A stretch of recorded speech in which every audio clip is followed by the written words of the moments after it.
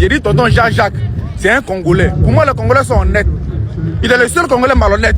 L'image qu'on a donnée de l'Afrique aujourd'hui, c'est un peu honteux. Quand un entraîneur il demande à ses joueurs de sortir du terrain, voilà, il avait commencé déjà en conférence de presse, tant mieux pour lui. Moi, comme je dis à la fin, il faut toujours rester classe, dans la défaite comme dans la victoire. Ce qu'a fait Pape ce soir, ça honore pas l'Afrique. C'est pas classe, mais c'est pas grave, il est champion d'Afrique, donc il a le droit de dire ce qu'il veut. La malédiction n'a pas marché. Les Sénégalais, on les achète pas. Ouh là, tu ne peux pas acheter un Sénégalais. T'as pu acheter les mecs du Nigeria, les Victor Osimhen, les Lookman, les mecs qui pensent qu'à l'argent. Mais non, les Sénégalais, ils ont des valeurs, les gars. Et on ne peut pas acheter un Sénégalais.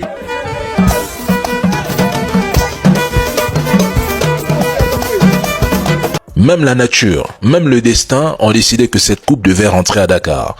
Cette coupe appartient aux Sénégalais.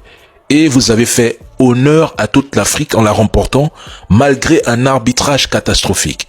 Il faut le dire clairement. L'arbitrage a été médiocre, indigne, c'est du jamais vu.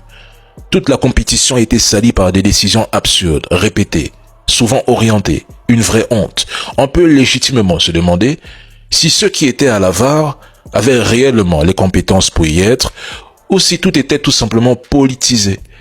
Des équipes favorites ont été éliminées sans logique, sans explication. D'autres ont été étrangement favorisées, sans justification sportive.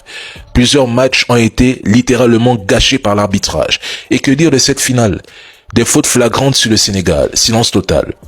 Mais à la toute dernière seconde, l'arbitre traverse le terrain pour offrir un penalty imaginaire, comme un cadeau de fin de soirée. C'est du jamais vu.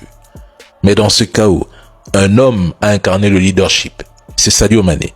Et il clôture sa dernière CAN avec succès. Pendant que certains joueurs ne voulaient plus continuer pour dénoncer la tricherie, lui a calmé tout le monde, demandé de rentrer sur le terrain, de se battre jusqu'à la dernière seconde. Et ça a payé. Ils ont gagné.